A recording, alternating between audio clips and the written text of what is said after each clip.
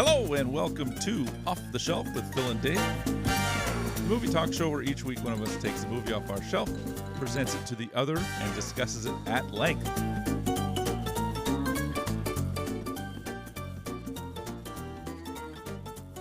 This week we've got coming off of my shelf, 1992's Sneakers, written and directed by Phil Alden Robinson, starring a cast of hundreds, or at least 6 or 7. We've got Robert Redford, Sidney Poitier, Dan Aykroyd, Timothy Busfield. Yes, absolutely. West Wing fame. Yeah, he's been around. River Phoenix, David Strathairn, of course. Yeah. Mary McDonnell. Just a great. Greg. You got Greg in there, too. Greg, yeah. So, hell of a cast, hell of a director, hell of a writer, hell of a movie. David, welcome back to the couch. How are you this week? And what are your initial thoughts on the movie here? Well, how I'm doing, Phil, I'm going to be honest with you. I'm feeling a little nitpicky. Oh, shit. And it's nobody's fault. It's nobody's fault. It's your fault. It's too bad it's fallen on your week. It's a shame. I wish I could have avoided it. I know. Like, I can't control how I feel. And also, I was a little disappointed because I thought we were going to get our first basketball movie. Oh, yeah. Yeah, I see. Yeah. Yeah. And I was happy that it wasn't because... you don't like basketball? Well, I think we agree. The only sport movie that translates onto the big screen is baseball. It certainly translates the best, I would say. Sure. The best. And speaking of which, the Jays, as of time of recordation, 2-1, they're down. Yeah. Seattle. I think you misspelled that. Recordation. No, it's being added into the dictionary as we speak. I have not seen Sneakers. That's a lie. I've seen it twice now. Okay. But I hadn't seen it prior. Fantastic. Those are fun. And there is an appreciation for movies of this era. I think we talked about it most likely. Early 90s? Early 90s, late 80s. It's a real sweet spot. There's a lot of those Harrison Ford movies that I've talked about. Of course, yeah. We just love did those one Jeans. No Way Out, that late 80s. Yeah. Early, yeah. It's a good time to be watching The Pacage. movies. Yeah. So I was, relatively excited to finally give it a watch. It is probably the most overrated, underrated movie. Please explain. I thought you might ask because it doesn't make sense, does it? A lot of people think this movie is underrated. Okay. I think it's a decent film. Okay. That's my initial thoughts. It's Gotcha. a solid movie. There's things I like, there's things I don't like. But there's this big following of it's much better than people think it is. And I don't think that's true. I think it's right where it should be on how people generally receive this movie. I would assume it would be more in my experience, it's less about people loving it or not loving it or hating it or not hating it, and more of a, how have I not heard of this movie before? I think it's more of an under-the-radar movie than it is a overrated or underrated movie. Well, is it a problem with the title? Because... Yeah, I think it's a problem with everything about the marketing of the movie is terrible. Yeah, I heard the poster wasn't that great. No, it's terrible. It's a white sheet of paper. That's not good. With 6 heads popping out. It's It's stupid. Okay, there it is. With big sneakers, red letters along the top. It just doesn't make any sense. And you are arguably a connoisseur of posters. Yeah, I love posters. I know Absolutely. you do. Drew Struzan, unfortunately, just recently passed away, as you Yes, I saw it. probably leading to there. It's a sad state of affairs. But, the beautiful thing about artists is that the art continues. But no new stuff. That's it. That's it. Yes. That is it. Yeah. I have a beautiful coffee table book on the art of Drew Struzan. It's sort of alternate cuts and alternate takes of different movies, and some of the conceptual arts for particularly like Back to the Future is just genius. So it's a sad state of affairs. Speaking of sad state of affairs, I need to ask you why this movie and why now. And I say sad because I have an inkling of why this one's coming off the shelf. So please expand on that if you could. Well, it's certainly reasonable to guess that, I suppose, given the circumstances. It is, of course, Robert Redford died this week. And I prefer the term passed away, but yeah, some people do. Like there's a euphemism and there's a dysphemism, and I try and go right in the middle. So euphemism is passed away, dysphemism is croaked. But he's a great actor. We've talked about him a couple times before, and we'll continue to, I suppose. But I thought I would take probably his most underrated movie. I thought you might say that, actually. That's why I try to get ahead of it. Anticipate. I try to get ahead of it. No, this is a movie that I just adore. And while it is an incredible Robert Redford movie, I think, it's great for reasons beyond him. But he's so great in it that I was happy to take it off the shelf. It would have been on a short list anyway, so it's a perfect opportunity. I'm not going to argue your decision, your choice of this, because it's not the place for it. No, I get my choice. It's your choice. Every other week. And I can say how I feel about the movie, but I'm not going to question why the this decision to begin with. Yeah. That's fantastic. I appreciate it. No problem. But dearest Philip, I do want to know what IMDb had to say about the synopsis of said film. Well, thanks for asking, David. We have here a security pro finds his past returning to haunt him when he and his unique team are tasked with retrieving a particularly important item. That is not at all interesting. That is not at all compelling. No, but it's accurate. I suppose, frankly, when we're thinking about the marketing material, when we're talking about the marketing materials for this movie, this feels like the appropriate summation of what the movie is about, because clearly they're not interested in anybody seeing this movie, and I think that helps. Do you think it was the Republicans that or the kibosh on it, or the FBI, or the CIA, or the NSA, or the? Well, they do have a great tagline. I do like that we would tell you what this movie is about, but we'd have to kill you. Terrible. That makes me laugh. It's you don't stupid. think it's terrible? I enjoy that. It's been done. Not before 1992, it wasn't. Maybe not, but I'm done with it now. Name me one other movie. It's just a line. Any other movie. That line's been around for decades, and you know it. Well, that's the fun. That's why. It's not. It's too obvious. It's bad. All right. We're going to disagree to agree. I think we can both agree, however, that it's a great score. Well, it's a Horner. It's a Horner. I mean, and it's a bit of a different type of Horner. It is a different Horner, yeah. Horner is it's not above reusing some scores. I know, but I'm always horny for Horner. Absolutely. You're clear on that. Yeah, we've done it multiple times. And I would agree. It's a very 90s soundtrack in all the good ways. Sure. It's got some variety to it in some sense with what he's using in the orchestra. Yeah, how it's composed. And overall, I think I'm not concerned with it. Once I see that name comes up, okay, we're going to have a pretty good soundtrack. Yeah, the score is great. I wouldn't have placed it in the Horner category because all I ever really think about when I think of the score is Branford Marsalis doing the sax work. You love the sax. I think it's great. I think it's perfectly appropriate as it peppers throughout the movie, and it has this accent piece sometimes, this little air of mystique and whatever else to it. And then when the percussive, more elaborate scoring takes place, it feels totally appropriate, but it's the saxophone that pops. Absolutely. Don't disagree. Well, there we go. We came full circle. We disagreed, and now you can't disagree. I pick my battles. All right. One battle after another these days. Go see that movie, folks. I'm too busy playing Battlefield. Oh, yes. There you go. Yes. Number 6. Get on it. Big 6. Big 6. You know what Battlefield is an anagram for? No. Neither do I. But the title sequence. Oh, is that what that was? I was confused. I thought I was having a moment. Well, you definitely were, I'm sure, but unrelated, I suppose. I also thought there was something wrong with my TV. Do I have this on 4:3? Oh, yeah. Well, luckily, one of the credits came outside of the 4:3. I'm like, okay, I'm fine. You're okay? Yeah. Yeah, I really like the credit sequence. I think it's appropriate to the use of the movie. I think it's pretty clever. But let's talk a little bit about that 4:3 ratio as we're talking about it here. Black and white 4:3, December 1969. You know another movie that opens similarly? Superman the movie. Superman the movie. Yeah. The original? Yeah. From 79? Yeah. On Krypton? No, I think it's just like newsreel footage or whatever. I think it blows up after that. Oh, okay. Spoiler, haven't seen it. Yeah. Well, come off the shelf next year. What I will say, though, is that's a lot of snow. Thick, girthy snow. Northeast. That's what happens. From a filming perspective, did they bring that in there? Did they haul that snow in from somewhere? Like, we don't do research on this podcast. I just don't know if it was effects. Like you probably. Know, okay. Well done. Yeah. That's good snow work. Yeah, I think that's what they're going for. They won the Snowies that year. Yeah. The Bluster Award. Yeah, absolutely. The blizzards. A couple of flurries to take home on the mantle. Also my favorite McDonald's menu item. Mm-hmm. Developed in Canada. Really? Yeah. Okay. Where Martin Bishop would have ended up. Absolutely, because he always wins. Yeah, there's strange things, but we'll get to that a little later. In this instance, let's talk just about tone setting.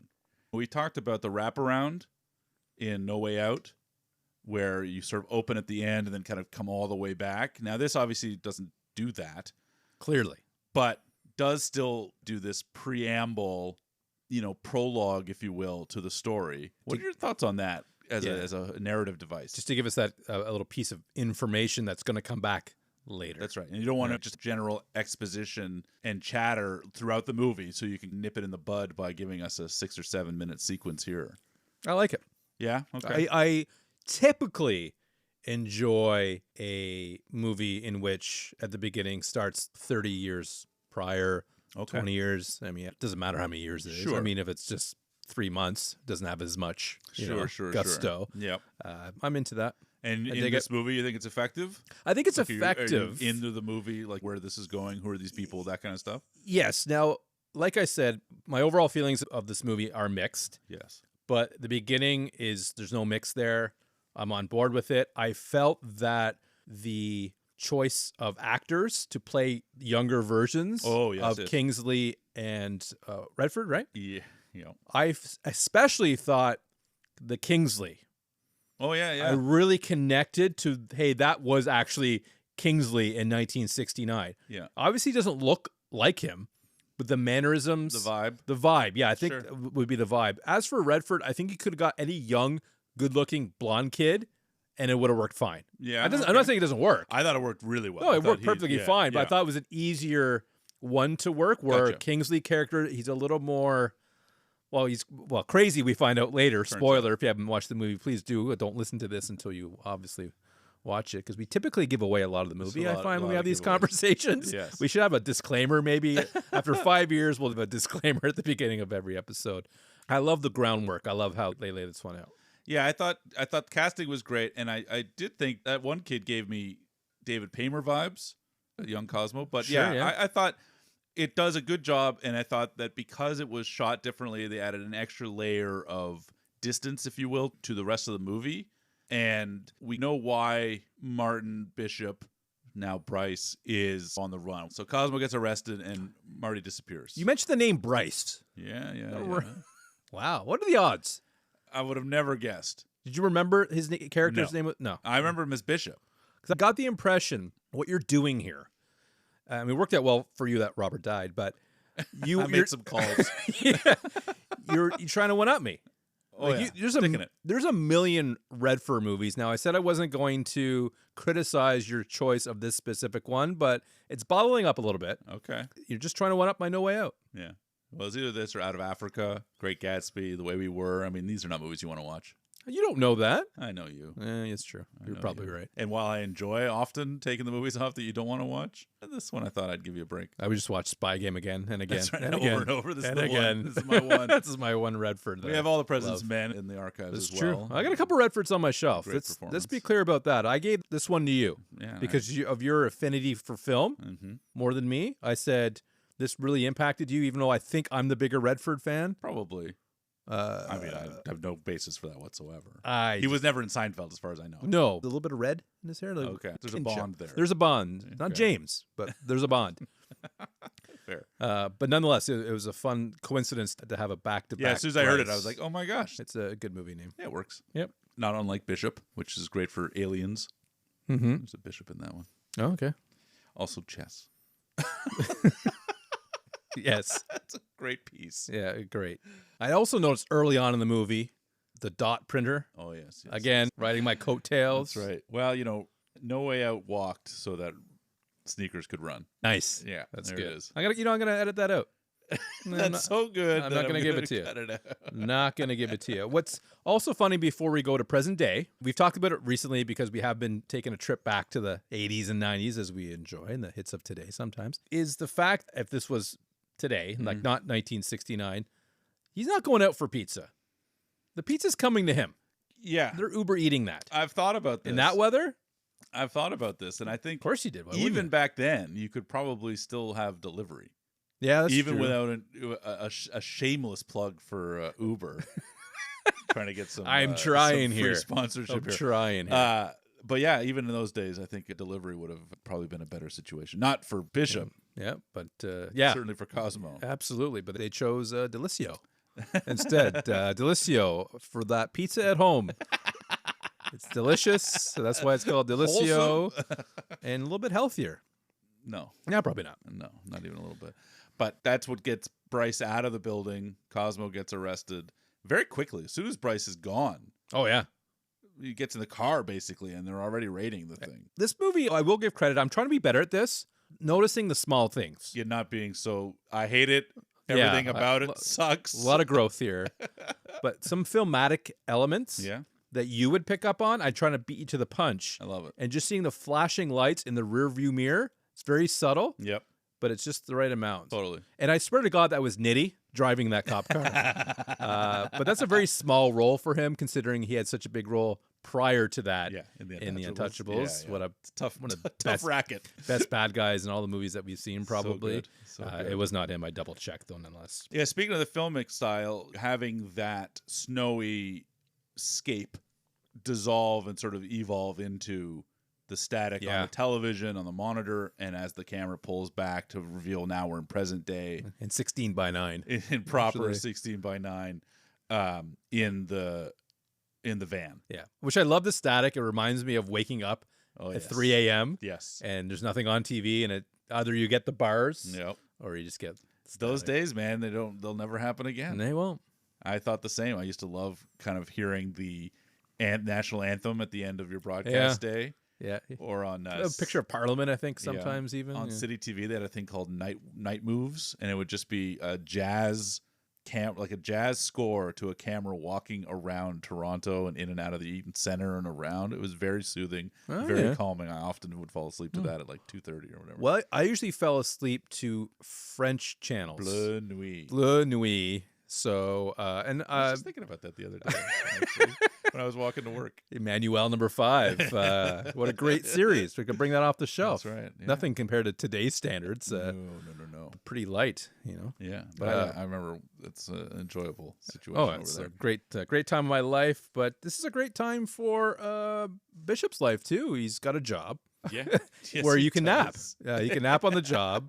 But yeah, good transition from static and then almost like a red. Yeah, we're just in a proper situation, and we kind of orientate ourselves now in the van, the sort of main operation, I guess. And I also like how it leads us to think that they're doing a, what do you call that, a heist? A heist. Something along those lines. I like that misdirection. Yeah, I mean, this whole opening sequence of events, right? From the break-in, we've got Poitier's introduction as Kreese. We've got Carl, River Phoenix, Mother, Dan Aykroyd, and then Whistler, David Strathairn. That is the ensemble. Your cast of characters, and they're about to break into a bank, and the sort of elaborate setup that is. Now, we've talked about in Ocean's 11 these big elaborate setups. Do you find this to be credible? Did you find this to be engaging? And as you're saying, you didn't know that it was a misdirect. Very good question, Philip. I do have some questions in general about the film with plausibility. Okay. I would say this opening sequence, it was minimum. Okay. Minimal. I always get minimum and minimal mixed up, and which one I'm supposed to use. Minimal in this instance. Like a prison, like a minimum security or the minimum. Yeah, anyway. Minimum, yeah. Nonetheless, I'll try to keep this short to a minimum. Too late. I did notice the security guard was from Mercury Rising, an enemy of the state fame. Wow. Because this is what I do. This is what I do sickness. very well. It's a problem. Yeah. But generally, no. I felt it was fine in that sense. If we're talking about the scene as a whole. Well, let's talk. I mean, let's break it down if we want to, but yeah. So I would like to break it down if we could. I can see the movies going for a little bit of comedy. Yes. I think the first one is blackface. Pretty subtle, but it's hilarious. Very subtle. And I think that's what makes it funny. Totally. The funny in this movie is very subtle. Yeah, I would agree. So that was cute. Yes. Followed up pretty quickly by a leap over a counter. Leap, maybe an overestimation. Yeah, Carl being young. Yeah. Which I will argue I don't like the name Carl for his character. Okay. Just doesn't look like a Carl. Carl's an older person to me. Gotcha. So I'm going to call him Jake. Okay. Like a Jacob? Jake. Just Jake. He was born Jacob. Sure, it's on his birth certificate, by all means. Yeah. By all intents and purposes. But everyone calls him Jake. Okay. So I am too. Alrighty. But Robert Redford doesn't make it. No, he's And an old man. And I love the fact that he says, and you hear this a lot, similar to your, if I told you I have to kill you, but we're getting too old for this. Yeah. This guy has always looked over 50 in his movies, right? This is the Redford I know. Oh, yeah, sure. He's got some wrinkles. When you don't watch movies previous to 1989. Well, yeah, he was in like a Western from way back. He was in a lot of stuff in his younger days. A very handsome man. Absolutely. He did some stuff. But for him in 1992 to say, getting too old for this, I'm like, wow, I love guys who have gone on to have careers after they've had a career. Yeah, sure. And that's, I think, Robert he never is lost like it, right? Like, yeah. he was making movies up until 2022, maybe. I actually knew that number. I saw it. I forget the name of the movie. But it'd been 2018 or 2020, but yeah. Like, Been very around late there. anyway. Yeah. Yeah. Exactly. Yeah, he's a great actor and a great presence on the screen, as is Sidney Poitier. And as, people talk a lot about River Phoenix, I didn't see him in a lot. I saw, obviously, in this and Stand By Me were the two that were, to me, pretty totemic in my youth. But he is only a part of two ensembles in those movies. I never really connected or saw much of him. Oh, and Dogfight. Oh, my gosh. That's the movie. I think it's actually the same year or around this time. I just picked that up at the Criterion Closet, actually, when I was in Toronto at the film festival. That was one of the movies. I love that movie Dogfight, and he's fantastic in it. Okay. He had some abilities. Yeah, so obviously didn't get to make a lot of movies, but what I've seen him in, I've really liked. I think you're missing an obvious Young one. Indiana Jones. Nope. As well. Well, say that again. Young Indiana Jones. In what sense?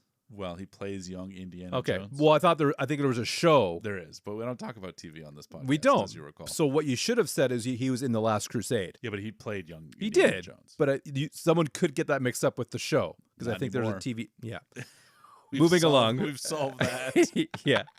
But yeah, he was just cast perfectly for that. Yeah, exactly. He's just like he's great. Yeah. So everything I've seen him in, I've liked. Yeah, I think he had fun with this role. I think he plays that young guy who just gets to Pretty silly. tag along. If I was an actor and they said, "Hey, come make a movie with Sidney Poitier, Dan Aykroyd, David Strathairn," what do you want me to do? You want me to sit in the corner and play chess? Great, whatever. So I would do that job happily. 100%.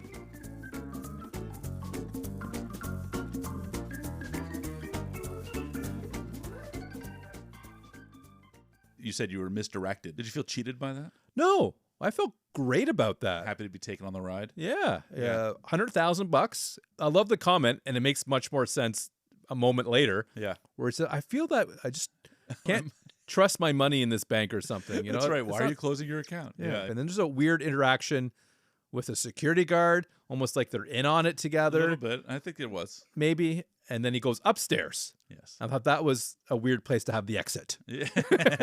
And then walking in the room, him basically saying you'll get the full report in about 3 days, but you need this is missing, you need better this or whatever, and dropping the money on the table. It was fantastic. Yeah. What I like about Redford in particular in this movie is he gets to play a bunch of different variations on his thing. Mm-hmm. So here he gets to be, to me, like Indecent Proposal level. He looks great in a suit. He's got a lot of money in this moment. He's carrying it out. So he looks like a well-to-do. And then later in the rest of the movie, he's also been playing a little frumpy with his leather coat and generic clothing, whatever. But he also gets to play dashing with Liz. And so he gets to play all these different, and he gets to kind of play a little goofy, like you're saying, with spilling over the counter there with Poitier. Some good comedic moments. Yeah, it's nice to see him kind of play these different angles. He's got a charisma and a charm, without a doubt. I mean, he's playing every little bit of Redford in this movie. I think so. That's which I like. And to indicate how he's doing well, or is he not doing well, is he asks for his check for the job. And this woman... Yes. A lot of sass on this bitch. What? Who is she to say? Like, obviously, we don't know the amount of the check. Granted, she does. She has information we don't have. Yes.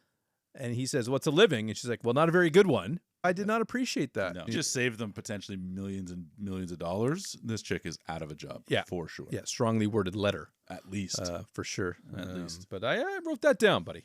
Yeah, it's frustrating. I mean, it's a funny joke. It's a funny line I enjoy, but I don't think it's appropriate. Not at all.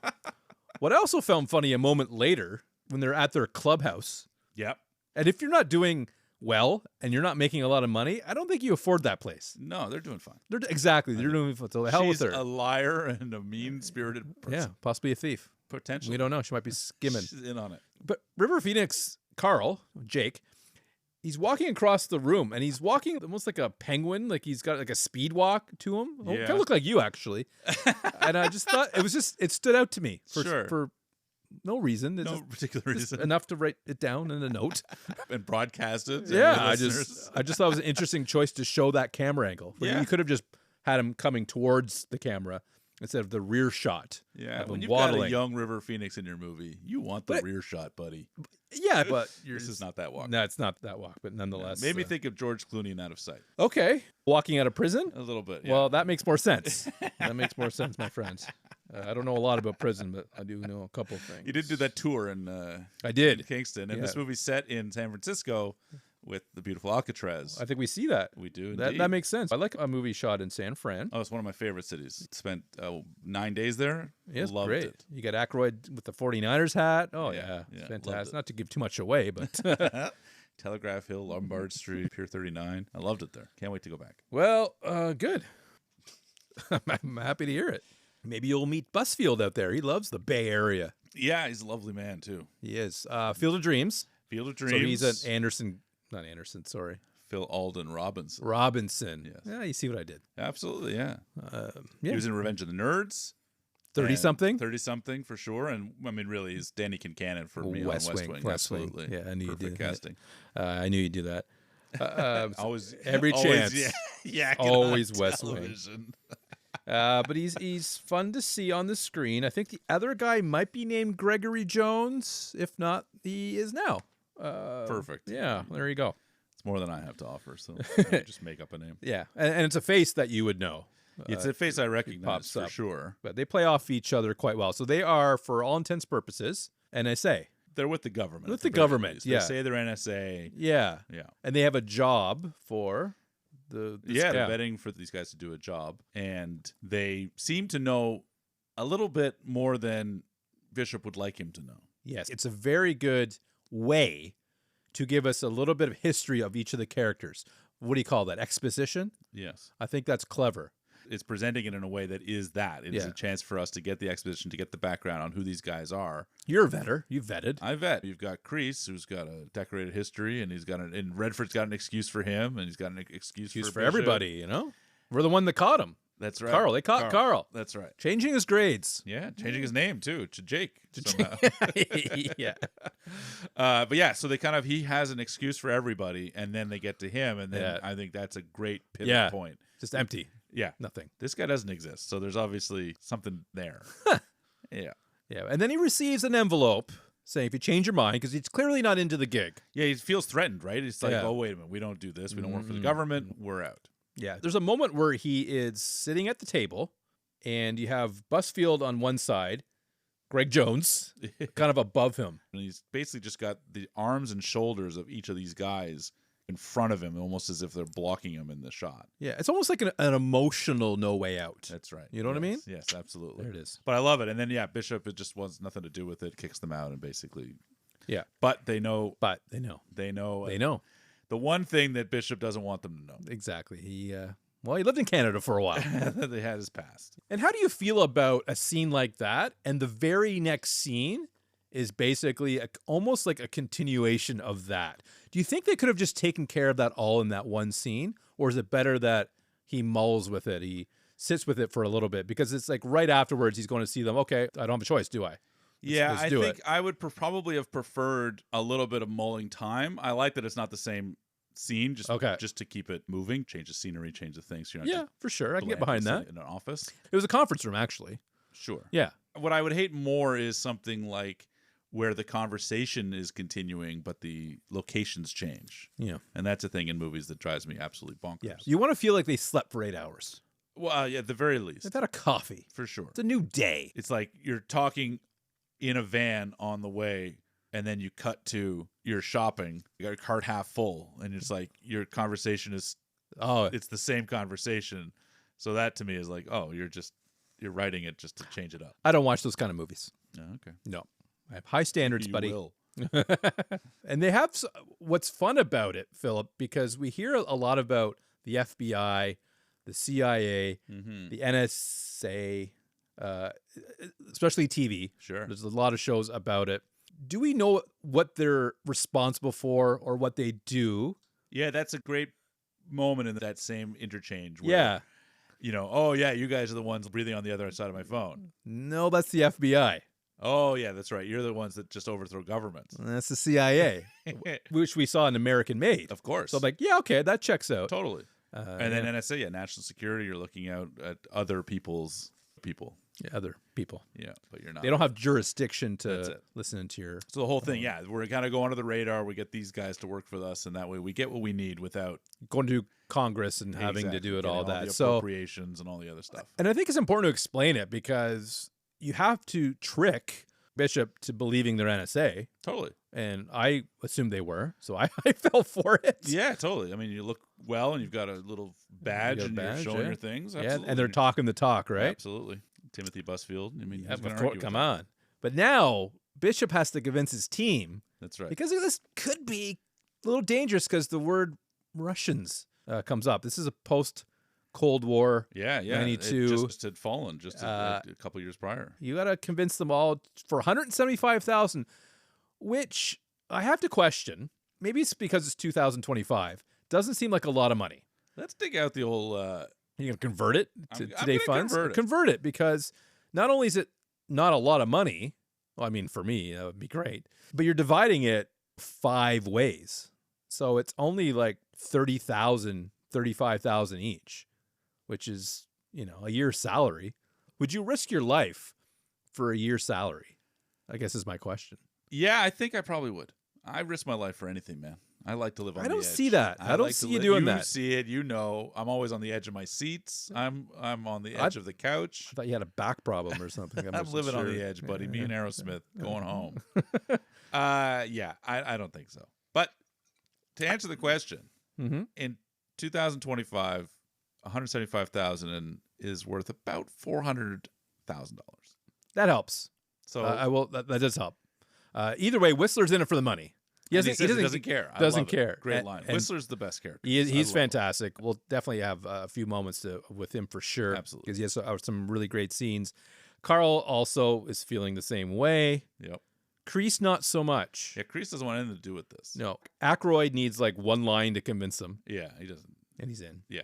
Bishop gives him some reassurance. Like, listen, there's risk, but I wouldn't bring it to you if I actually thought there was like risk. Yeah, he says minimal risk. It's sort of a low end. Theoretically, nothing Phil's doing. They don't know what this stuff is doing yet, right? Yeah. So it's just it's a little action. It's not a job. It's a piece of work. It's a piece of work. But when there's Russians involved, there's always that. Especially in 92. Well, not anymore. Now Russians can be involved in 1992, no problem. No threat. They lost. Well, either way, this operation is not going to work without Kreese, so he thinks. Yes. I want to spend a moment with Sidney. Please. I like him. Yeah. He was absolutely amazing in The Jackal, if you recall. Really carried the film. Well, someone had to. He's had 2 careers before I watched his career. Okay. He's been around. Oh yeah, absolutely. I don't know if you knew what I meant by that. Clearly not. A couple of careers before his career. I'm just trying to be clever. Yeah, trying to be clever and right over your heads. You don't get it. I'm on the edge. What I felt his character was a little out of place with the team. Okay. And I figured it out. Figured it out, Philip. He should not have been wearing a suit. This is not a suit situation. He's in charge of security. If you go to work in the office, the IT guys, they don't need to wear suits. You're behind the scene. Redford's character is the one you're meeting the guy. Sure, forward facing. Exactly. He's on the back end of things. Okay. So that's why I feel it's a little out of place. It's not his character, it's his wardrobe. Maybe his wardrobe is his character, though. He's the guy that wakes up every day and wears a suit. But I don't want that. I want that in The Jackal. That he wore literally the same suit. That's the only suit he owns, and he brings it to work. And I respect the hell out of that. Sure, he's economical, respectful. He's like, I'm not doing this without wearing the suit. But I think it was an opportunity for him to dress down a little bit, and I think that opportunity was missed. Okay, interesting. I was coming in with these takes that I could never have predicted. Yeah, and sometimes they're hot, sometimes they're lukewarm, sometimes they've been inside me for a while. In the pits. This one looked like it's been festering. Just the car ride over. Car ride over. I finally figured it out. But nonetheless, they are all in. Yeah, absolutely. And I kind of like it that there was at least the scene of convincing, even if it didn't take much. That's the right amount. Absolutely. And then they're trying to figure out, Bishop is going to a concert to try and figure out who the mark is, basically, who the target is. Yeah, some information. He's into cryptography. Thank you, cryptography, which he does not understand. No. And he needs somebody to go with him that might help explain it. Kreese offers. He's like, no. He's got other plans. Yeah. His ex-girlfriend. Adds an extra layer, adding a relationship to a movie that's obviously dominated by men. Yep. Adding a female element, I think, is good. And also their interplay, you have a little will they, won't they kind of vibe to it that I find it's not like... It works. Yeah, it works. The movie's not hinging on it, but it adds another touch throughout. There's an obviously affinity for each other. It's easy to do, but it's completely plausible. Yeah, and it gives a shorthand to that character. It gives a shorthand to that relationship. So when Bryce Bishop is in trouble, you can anticipate Liz having a feeling about that. Yeah. Or when she feels like she's being dragged around by him, there's that, I know this game and I'm not playing it. So don't I like drag me back into your world. A little bit. And also, you get the sense, definitely in a couple scenes from now, that they all know her. Yes, right? She's been around. So she's been a part of that life. Yeah, he doesn't have to explain who Liz is. What we do know is she plays the piano. Very well, very fast. And she can play it as if she, like, all right, again, another moment, which is so small, but I thought was really good. So he walks into the room, and it looks like she's playing the piano. And then her direction alters to him. Yeah. And he's like, well, how are you still playing the piano? Yeah. Like, you're looking at me. And then it's a prodigy child, that's right. I imagine, sitting beside her playing. And I just thought that was... practice? Little moments like that are fun. Yeah. Just keep it light. Yeah. And I appreciated that. When I think back on it, I haven't thought back on this movie at all in a long time, but The Sum of All Fears, I didn't like that movie. You didn't love it. But... I did until you talked about it, and I threw it out. But this director and writer, Field of Dreams has got so much fun in it. And so I don't know what happened between this one and Sum of All Fears 10 years later or whatever it is. I don't remember it being fun at all. No. It certainly wasn't fun to watch, if anything. So it just is interesting to me that he's got these elements in this movie and in the previous, and it doesn't necessarily carry throughout because he's obviously got a touch for it. Yeah, well. He also has... a touch for Lee Garlington. Yeah, okay. Is it Lee Garlington? I believe it's... Yeah? Okay. I don't know. It sounds right. You said it. I said it. Well, I'm not going to look it up now because I'm comfortable. Okay. And you know who I'm talking about. Sure. And I think everybody else will too. Because she... it doesn't help that... It doesn't help. And Lee can be a man's name, but she's in a lot of his movies. She was in Sum of All Fears. Okay. She was in... Field of Dreams. Field of Dreams. Yeah. Yeah, at the town hall. Burn the books. I think she was in unrelated. She was in Independence Day. Not a Phil Alden Robinson. No, but she does more than just Robinson films. But she's a face, very recognizable, plays that role. I didn't love her as a Czechoslovakian woman, like doing accent work. All right. Maybe because I've just seen her play that similar role. You are that person. Yeah, sure. You're that aide in the political office. Sure. And you do it really well. You're in the office. You're doing the work. You're not this person. Not a sex pot. But I'm trying to... I'm trying not to hold that against her. And at the same time, we get the... You know who is trying to hold it against her? Yeah. Gunter. Janik? Janik. Oh, his first name's Gunter? Yeah. I go by Janik. Sure. Or the guy from Max Payne. Yes. Played the partner, if you recall. Yeah, well... Do you remember? I do. Donald Logue. You remember him, but you don't remember the David Paymer? Yeah. No. This guy had a real part. Well, yeah, he was in it a little bit longer. Yeah. He's in a great movie that we'll take off next year, I think. Please. The Tao of Steve. I'm excited. Logue is his real name. Yeah, Someone Logue. Donald Logue. Donald Logue. Donald. I was going okay. All right. I was going to say Daniel. I would have been wrong either way. Yeah. And we also got the introduction of a Russian guy named Greg. That's right. Yes. Gregor. All of those sort of characters, he's a cultural attaché. He is. And he talks about the complicated, which is really, I think, his only role in this moment, is his discussion of the murkiness now. Since the Soviet Union had fallen, there's a reshuffling of his line of work, as he says. Yes. My particular skill set is no longer what it was. It's murky times, and I love that. It doesn't do it well enough because it's not the point of this movie. But I think there's a movie to be made in that late 80s, early 90s fall of the Russian Empire or the Soviet Union kind of movie, a spy movie in that context. Because obviously, with No Way Out, that's before Russia has fallen. Yeah, this movie 5 years later is after the Soviet Union has fallen. So I think there's a movie that could be made in that 5-year span. How about Some of All Fears?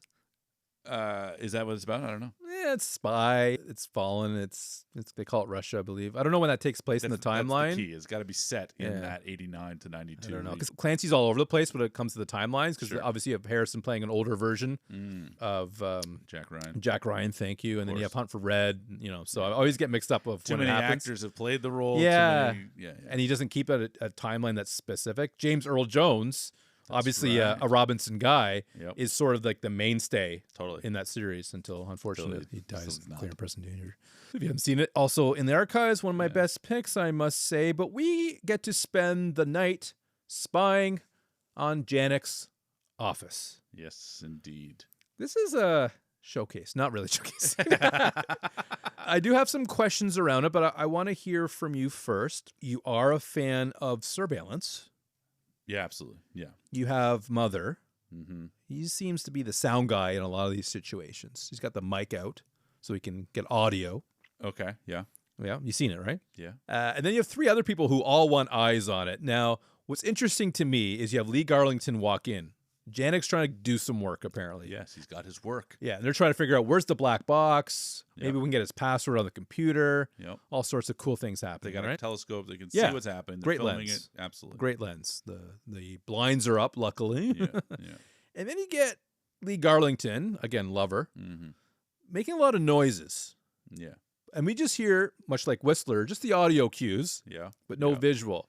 Now the blinds are down at this point. And then we do get a visual cue. And let me tell you, what I just heard and what I'm seeing don't match up. You're thinking it's a little exaggerated. Yes. That's how they do it in Czechoslovakia. Apparently. Because she's, like, at that point, fully clothed, but it sounded like they've just had sex twice. There was a blouse. There was buttons I guess. that had been removed. We did see a bra after all that, actually. But Carl wants to sneak a peek. And as he should, as right? He should, absolutely. I imagine you enjoyed Sydney in this moment. 100%. I think a lot of people do. It's genius. Yeah. His reaction's pretty spot on, too. It's the second one of this movie where his reaction to Carl is just like, grow up, man. Just get over yourself. Grow up, exactly. And then he's immediately like a child. Can I see? Like, it's just. Well, this is before, like, internet pornography. I don't know if I'm supposed to say that, but it's a word. So when you can get these glimpses into these. Totally.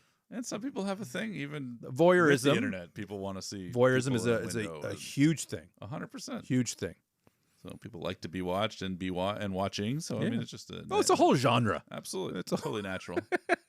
Completely natural. And it gives us an opportunity to have a moment where they can use the computer and focus in, try to get the password. So there's elements of this movie where we're going to get into some of the tech soon. Yeah, this is them laying out the plan, and they're frustrated because they can't get what they need. She's in the way. Lee Garlington is always in the way. Meanwhile, we do have to give Aykroyd, because he wanted to be Cause in this movie. Oh, okay. Yeah, a little research I did. He wanted to play that role, but it was already given to Sir Don Kingsley. Is it Don? Ben.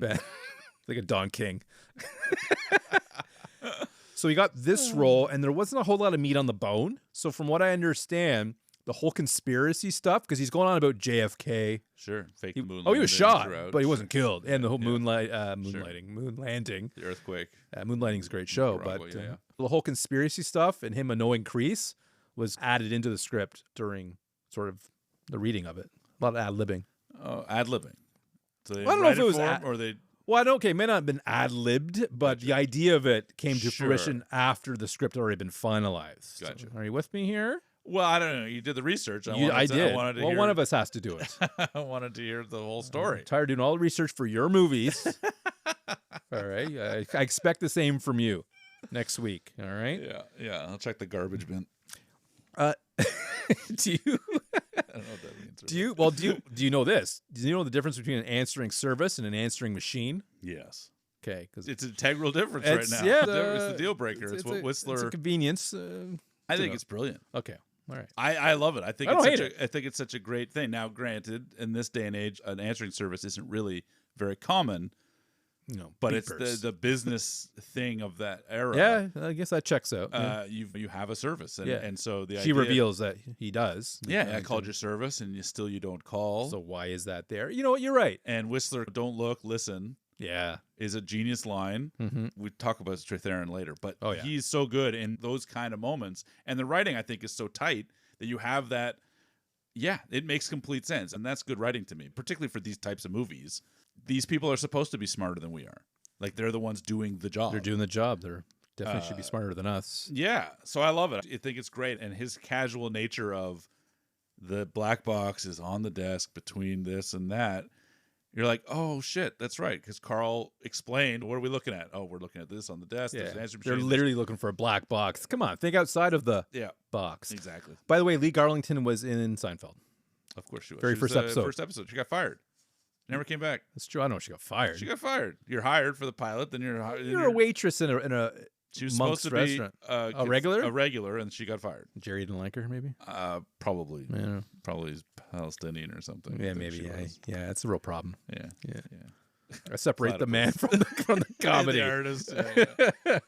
Now that they've identified the box, where it is, and how they're going to retrieve it effectively, they come up with a plan. Now, I mentioned earlier about Ocean's 11. This scene reminds me a lot of Ocean's 11. Now, if you recall the scene where Casey Affleck and Scott Conn they've got the balloons in the casino. Oh, yeah. Right, and they're causing this ruckus. They're trying to cause a distraction so that they can sneak in and get the tag and so forth. Of course. This scene plays out very similarly. I love this scene because it feels both chaotic and yet completely perfectly planned.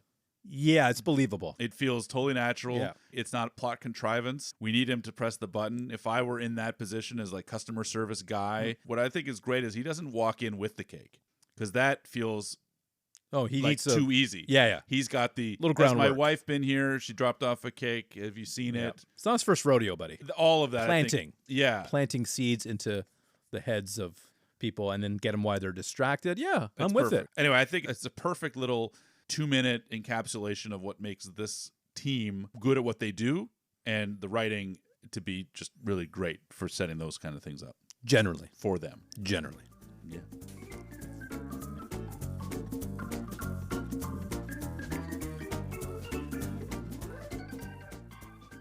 You noticed earlier they're doing a little research on doorknobs. Yes. And they were picking a lock. Mm-hmm. Mm-hmm. Well, it's a number key one. Yep. Bad news. But Aykroyd knew a guy in the Iraq War. Yeah, Desert Storm, but somebody on the other side. Again, just an interesting comment. So they don't have a lot of experience. Now, I'm not here to nitpick, but I did say I was in a bit of a mood. You prefaced. And I've done pretty good, Philip. Certainly, I would say. Well, the scenes are coming up. The balloon stuff all makes sense. I buy it. Sure. Plausibility level, we're doing fine. Yeah, okay. He's talking on the mic while Kreese is explaining to him how to get into the door. Mm-hmm. And I'm looking at Redford. I hear him say, yeah. And we're supposed to believe that someone else is on the other end talking to him. Mm-hmm. But it's similar to the empty coffee cup. Mm-hmm. Yes. Classic. Where I can clearly tell that he's not talking to anybody. Gotcha. He's just doing it because he needs to pretend to be talking to somebody. It stood out for me. I don't know why. Again, it's not a big deal. I just, I don't know what he's saying, but ultimately it's just kicked the door in. I did appreciate that, though. Yes. That was funny. That's what the whole payoff is. Yeah, it's worth it. I think. Yeah, so we're still fine. The first part is irrelevant. I agree with you that obviously if he was actually having a conversation, then it wouldn't be funny, because like the joke is that it takes 35 seconds of yeah, okay, yeah, oh yeah, okay, yes, to lead into nothing. Just kick it. Yeah. So that's the joke, and I think it works really great for it. Yeah. But I can appreciate, it doesn't make sense realistically. Yeah, we'll call it the coffee cup. We're too lazy to actually fill it up with anything. I don't think it's lazy. I think it's continuity. Okay. I think it's a weird continuity thing. Whatever you say, buddy. I love continuity, though. Apparently, I don't know what it is, but what I do know is this is a pretty sharp scene, between. Oh, yes, yes. Yeah. Your gal. Yeah. Lee Garlington comes inside. Catches. Yeah. Basic. And this scene only exists to give us some humor. Yeah. That's it. It doesn't need to be there. It just stops the movie for 5 minutes. Yeah. This is where I can tell he's talking to somebody on the other end. And the way he gets things confused, because when you say I, it means you, because you're talking to a third person, and I'm as confused as him when he's saying it. Mm-hmm. And I think it's all played well. Masterful. Masterful from Redford's side of things and from Kreese. Mm-hmm. Don't love Garlington in it and how she's responding to it. I don't know. I guess, again, it's the accent. I'm struggling with it. Okay. But ultimately... Do you wish you were in Mexico City with her? Yeah, well, luckily that they had that little tidbit of information. But it all played well. Masterful. I do have a problem with Whistler, though, because this is high stakes. Yeah. Big stakes, a lot of steak, full cattle. Sure. Yeah, like a head of beef. Yeah, and he tries to sneak in that line. Yeah. To, give him lots of head. Yeah. You can't afford to blow this. Fair. We're dealing with Russians here. But how Redford delivers it and almost says it, it's very organic. It plays well. Yeah, that's fair. Yeah, I hope so. Yeah. I don't know that they are Russian. I don't know that the bad guys... Oh, we don't know. It doesn't really matter. Really, Cause is working for the mafia. Russians are like the red herrings, I think, in this movie. Oh, yeah, they are. Absolutely. So maybe because of that, Whistler can make the joke like that. Because he's like, either way, Russian. there's stakes, okay? Doesn't matter who it is. Yes. It's just there for that laugh moment. Those 5 minutes are, I think, hilarious. But yeah. I mean, I laughed, so mission accomplished. Absolutely. Well, after that masterful scene, really, it's time to celebrate. If you got David to laugh, I guess. I think you need to party. That's cause for celebration. If you want me to laugh, just put in Almost Heroes. I'll get a giggle out of me. Yeah, we have what I thought must have been Christmas. It was lit like Christmas in that apartment. Well, I was confused. First time I'm watching it, I didn't think much of it, right? It's like a scene, there's a lot of things happening, everybody's there. Yeah, celebratory. Celebratory. So I'm thinking maybe it just happened to be Christmas. I'm like, well, Phil will know this for sure, being a Christmas guy. Yeah. And all. Might as well just call you Lloyd. And then I thought about something I saw recently. Okay. On my feed. All right. My Facebook feed. Dangerous place to be. I watched the Blue Jays celebrate making the playoffs. Okay. And it seemed like a little much. Okay. It's like they just won premature. It's like they won the World Series. Wow. And they just clinched a playoff spot. Sure. Then they proceeded to beat the Yankees. Yeah. Rather easily, actually, which is great. And then you could just imagine that celebration. Sure. So if you celebrate like you've won the World Series, you will never win the World Series because you've just celebrated like you did. You think there's nowhere else to go? Oh, it is. Okay. It's similar to the World Cup where Canada was in. I know you're not a big soccer guy. Women's soccer. They're better, but this was men's soccer. Okay. It might have been the Olympics. Either way, they're putting together a pretty good team. Sure. And they're all excited to play. Here we are, finally. Canada is a force now. Women have been good for a while. Okay. The men are finally catching up. Finally. And they score their first goal in just a game, and they celebrate it like they'd won gold medal or the World Cup. I was like, well, you just sealed your fate. You think it's that? They lost the game because stay humble. You're the humbler. I am the humbler. I am the humbler. And it irritates me when you over-celebrate. Gotcha. Because you've left yourself nowhere to go, and you will ultimately not get to that next level. You think dancing to Chain of Fools is celebrating too much? I think it's, for what they just did, I don't think it warranted this type of celebration. Mission accomplished. They did the job. I guess, but there's a lot of food there. It was like catered. They just made $175,000. They could have just went out for dinner. I'm just saying. It seemed like you saw what happened the last time they went out for dinner. Cause got arrested. Well, yeah. So this time they ordered They stay in. But, I mean, it's a lengthy scene, and there's important things about it, but that just kind of clicked in my head. It felt like an over-celebration. Okay. But clearly, you're okay with that. I was totally fine. I didn't feel like an over, because they just celebrated the job. Yeah, well. And I didn't feel like too much to sort of play some music and dance with some hors d'oeuvres. Speaking of dancing, did you find it odd at all that Liz danced with everybody?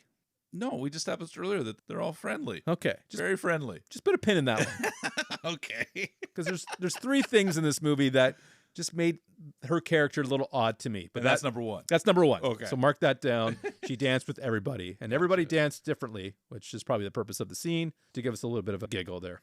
Now, after the celebration, things die down a little bit. As they should have. They shouldn't even started. Right. These people should be sitting in silence in the dark. Awkwardly. Waiting for their next move. Yeah. The bat phone to ring.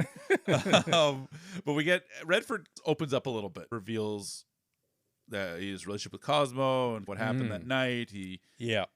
Cosmo got arrested, 12 years in prison. 12 years. And Didn't take. And died there, presumably. He didn't make it. And he went to Canada. Yeah. We welcomed him. Open arms. Open arms, buddy. And this is actually where we get classic Redford. Vintage. I'm trying to kind of encapsulate his character in a lot of movies. Okay. But there's a point where he's saying this. Yeah. And he's looking sort of down. He's not looking at anybody specifically. Sure. And then he says something. Pensive. Yeah. And then he reveals that Cos died. Yeah. And now everybody's looking at him. Gotcha. Then he looks up and sees that everybody's looking at him. That is a moment he has in a lot of his movies. Okay. Where he's like curious to why people are looking at him. I don't know. It's just, I can't quite articulate what he does. Watch that scene. You'll see Redford doing a thing. Redford doing, like, we have a lot of actors that we've covered over the years that have a thing. Yeah. Redford has a thing. I don't know. He plays off other people really well with his eye acting. You can tell when he's thinking. I think that's a big thing with him. Yeah, we're about to see that ultimately. Yeah, exactly. So this whole scene sort of really shows us the Redford of it all. In a movie, again, that kind of gives us all shades of him, which I think is really very shady. A lot of fun. What also is fun, we have everybody kind of going around the room, and they're basically trying to assess how they want to spend their winnings. Their newfound earnings. wealth. That's right. Yeah. Beyond the spread and the celebration they just spent. Well, I mean, that probably costs a few bucks, a few bucks at least. So they got about 30,000 left each, we'll say. That's right. The mother wants a Winnebago. Yeah, fair enough. Chris wants to go to Tahiti. Yeah, and his wife wants to go too. That's right, of course. I think it was her idea, actually. Yeah. You know, Carl wants a date with Liz. Can't, which I find very funny. Yeah. Which I could also add that into my weird things with Liz, by the way. Yeah, I mean, he basically says, "I want something, a good relationship or something. You can't afford it. I want one with Liz, and you can't afford that for sure." And Whistler wants peace on earth and goodwill towards men and women. Whistler at this point basically just kind of goes off to the side. You've had your food, and now you're just going to chill. Chill. What do you do when you chill, Phil? I wish I played more Scrabble. Really? I love Scrabble. I don't. I hate it. Wow. This is because you mispronounce and misspell. And it's not that. It's the adding up of the score. I don't have time for it. I thought it was it's the math. The letter thing. It's an actual math thing. No, I loved Word with Friends. I played with bots for years, and I played against my sister. I played against a few people I knew. Sure. Yeah, Words with Friends, like Scrabble in the electronic version. Ecosphere, sure. But playing the actual board game, and I did as a younger person, but triple Scoring score, and it's slow. Like, you have to wait for people to come up with a word, and they take so long. Yeah. You gotta have patience. You do. And 92 people have more patience. That is true. That is true. And I consider myself a patient man, but I draw the line at Scrabble. That's it. Line in the sand. Yeah. I'd rather be over with the black box hanging out with Whistler. That's right. In this scenario. So that's what's happening. We've got Whistler, and he calls over to Mother and Carl to give him a hand with the box. And we've got Liz and Redford Bishop doing the Scrabble. And Crease. Yeah. And this is by far my favorite scene in the whole movie. I figured it would be your top 3. I didn't anticipate to be your favorite, though. I love it. So I'm going to have to maybe have you elaborate. I think it's a perfect encapsulation of what this movie is trying to do. I love the way it's shot. I think the visual of Whistler. Oh, yeah. Yeah, well, that's fine. That's actually the best part of this. Okay. Yeah. So you're challenging my favorite scene, and you just said the best part of it is this. The best part of your favorite scene. Okay. It's not the best part of the movie. Oh, heavens to Betsy, no. But it's a good moment. I love how calming and peaceful Whistler is in just his descriptions of it. Try another quadrant, try this. Yeah. And watching it erupt on his glasses is a perfect shot. That's the money shot. It's a great way buddy. to convey that there's something big happening, and it just blows by, and then they go back to it. You know why you need that visual cue? Because we don't know what the hell they're doing. Yeah, that's it. No Way Out, we knew exactly what was happening. Sure. With the credit card receipts, the face recognition, the picture, printout, we were able to follow that. Yep. We lived that. Yes. We could relate our lives to that. Yeah. This movie, there's instances of this that they're doing stuff where, like, okay, I have to trust what you're doing because it makes no sense to me. Yeah, this is, again, I want them to be smarter than me. And Whistler just saying, holy cow. Yeah. Right? Like, his delivery of that line. That's why I don't hate it. Is incredible. And what's happening on the other side of the room is C-Tech Astronomy and watching them puzzle over it and wonder about it, and then go to the Scrabble board to work out the anagram, I think is fantastic. Just ruins the game, by the way. Who gives a shit? I love it. I think it's so good. And watching Redford in that moment, his eyes, his face, everything that's going on, you just feel the wheels turning. That's Redford. It's incredible. I could watch this 6 or 7 minutes on repeat. I just think it's so well shot, well crafted. Performances are great. Everything about it I love. Too many secrets. And a great reveal. The under the table glass shot, I think it's perfect. Is my note. It's perfect. Yeah, it's definitely not. Talk to me. I'm okay that he ruins the game of Scrabble because I don't like Scrabble. Exactly. You wouldn't want to play it anyway. I wouldn't want to play. I'm glad he did what he did. You probably would have done the same. Yeah. But to just assume that rearranging the letters would give us some sort of secret term or word is just dumb to me. Like, you just came up with a name. Whoever created C-Tech, they're not going to make, I'm just going to rearrange the letters. It actually means too many secrets. Like, there's no reason to do that. You don't think so? No, you just make a bogus name, end of story. You think it's too clever? Well, there's no motivation for you to do that. Okay. So that's really kind of a dumb idea to me. Okay. The only reason I don't mind the scene is because I get the Redford that I love. Sure. With the wheels turning. Yes.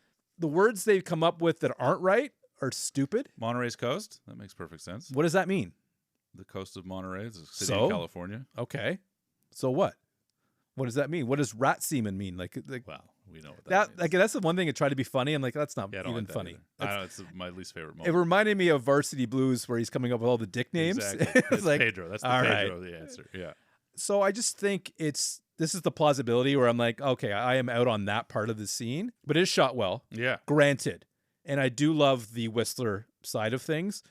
I think actually the best part of the scene is Carl with the helium, actually. We overlooked that. Sure. That was a big thing in 92. Everybody was doing it. Yeah. It's on TikTok. We should do a podcast on helium. We really should. You think so? No. I think we could probably just speed up. Yeah. Put it to 3 times speed or whatever, and it'll sound like we're on helium. There you go. Cheat. So it's one of those bad, good scenes. It disappoints me that you don't love it as much as I do, and I don't think you've made a strong argument as to why, frankly. But I may have not have articulated as well as I could have. It sticks or doesn't stick, and for you it but, doesn't stick. But C-Tech, okay, it doesn't have to spell something else. They just but have. It does. Yeah, but so they chose to. Come on.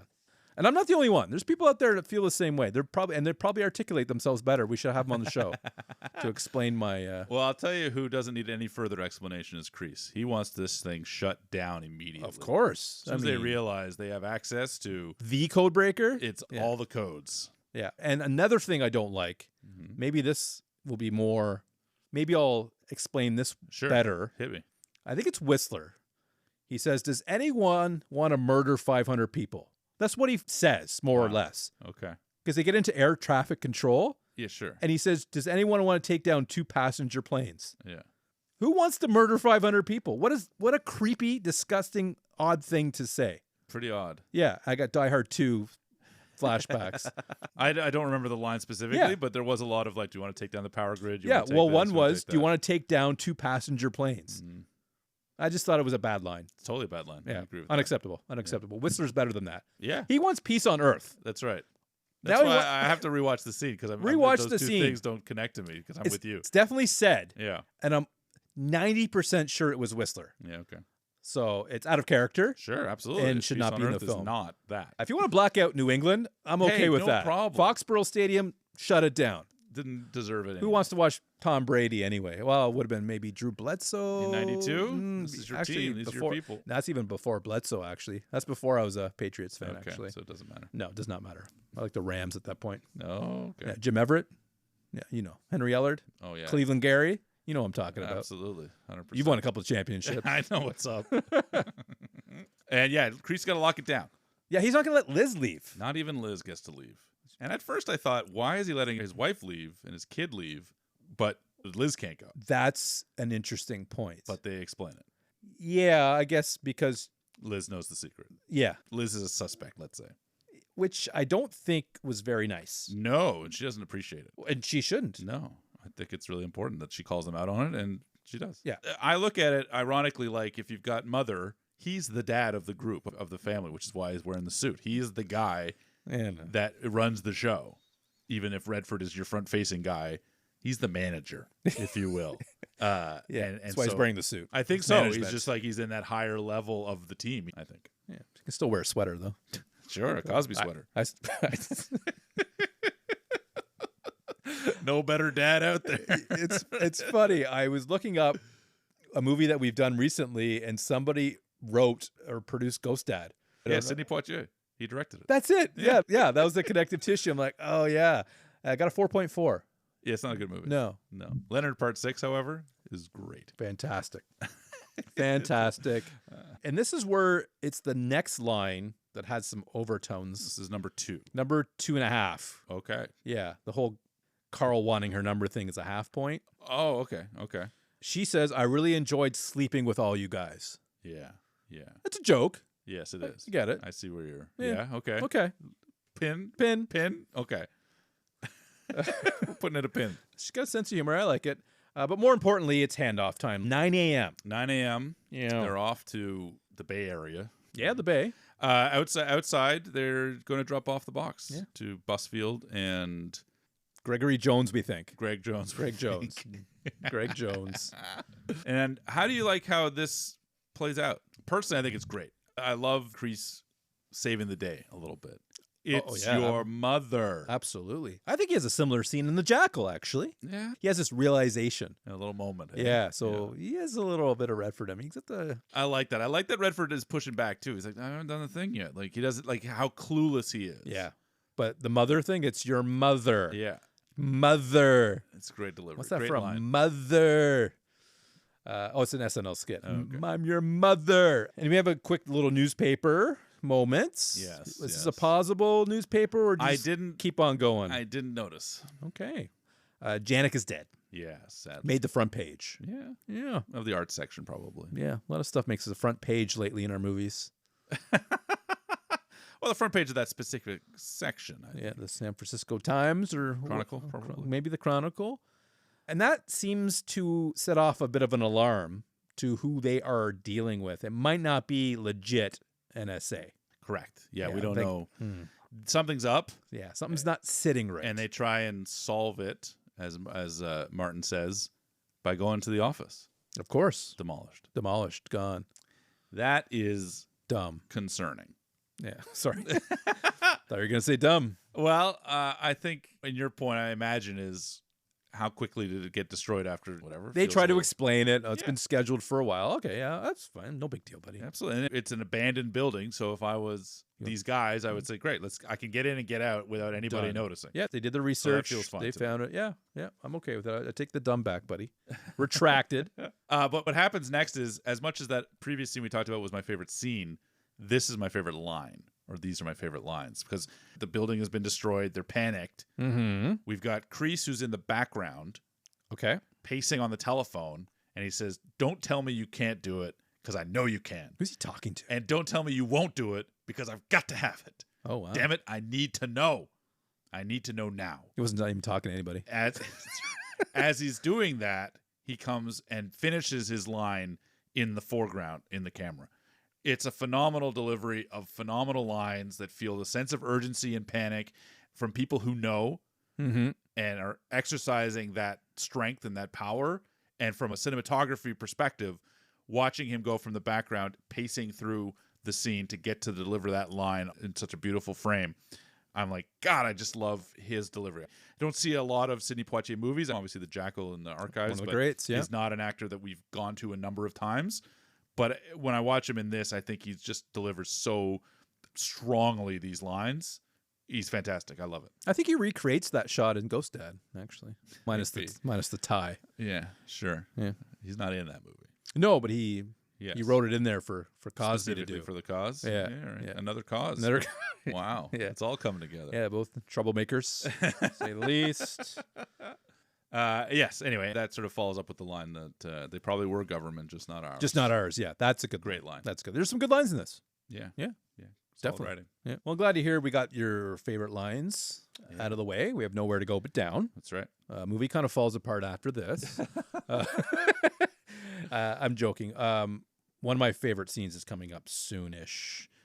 It is and it isn't. I have another one of those. Okay. Let me tell you. Right up the middle. Be ready for it. Yeah. But before we get there, Bishop wants to know what's going on. He doesn't like to be in the dark. No, he doesn't. He's got to figure this out. Not happy. He goes to see Greg. Yep. You know, it's one guy that can help him out. The cultural attaché. And he's not messing around. He takes a loaded gun. Yeah. Yeah. I assume it's loaded. Yeah, certainly. You assume He spins it. That's what they do, eh? Yep. Spin it. Flip it back. Yeah. Excuse yourself, he says. Yeah. Maybe he's just got one bullet in there. There's a little Russian roulette with the Russian himself. Could be. They can't talk there, though. They got to go to a pool area, it seems. Well, yeah, it's a pool. It's a pool, yeah. So it's a pool. It seems like and, it because it is. And the area around it. Yes. Well shot. I think it's a beautiful shot. One of my favorite shots in the movie. It is nice. I knew It's a beautiful blue, watching the doorway, the frame, the silhouette. I think it's great. I could practically smell the chlorine. Yeah. That's how good that scene was It's shot. It's really fantastic that way. And they got to go somewhere else even. Yeah, they can't continue to talk about it. Greg's got some ideas, so they're going to Who is it? Yeah. He wants to help. Yeah, Redford, I think, is trusting him. Yeah. And he alluded that earlier in the movie that he's trustworthy. Yep. It was Liz that really had some... I think they just think he's a blowhard. I think they don't really want to talk to him, but I don't think they ever questioned his... Because you're in that business, it's the professional liars that you can trust the most almost, right? Like, ironically, yeah. Because we're both in the same worlds, I think is the implication. Hell of a world. Which leads us to another limo scene. Yes. Not as steamy necessarily. No. That middle barrier doesn't need to come up on this one. No. But they're trying to figure out who those fake NSA guys are. That's right. Who's Gregory Jones? But unfortunately, Philip, they're getting pulled over for speeding. Suspect. Yeah. I don't know how fast they were going. That's right. We'll never know. We'll never know. Greg's about to go really slow, though. What I do like about this scene, though, is do you want our protection? Do you want our protection? Over like 3 or 4 times. We know that there's something kind of going on here. This is part of the consulate. You can stay. There's an energy to that I really enjoy. It's short, but I like it. And I thought he was going to stay. Sure. I would have stayed. Yeah, certainly. Either way, it's not working out. No. Especially for Greg and the driver. Poor guy. He's just the driver. Nobody wins. And too many secrets. That's it. It's such a great line, secrets. too. Yeah, he's on the payroll. Exactly. And you last line is, you won't know who to trust. Yeah, and that's the then impression I'm getting. This whole movie is really about that. If you have trust issues, this might not be the movie for you. Totally fair. It's going to reinforce that problem. Yeah. So don't check it out. Yeah, exactly. Listen to this, but don't watch the movie. But yeah, don't be. Yeah, it's all right here. You don't even need to watch it.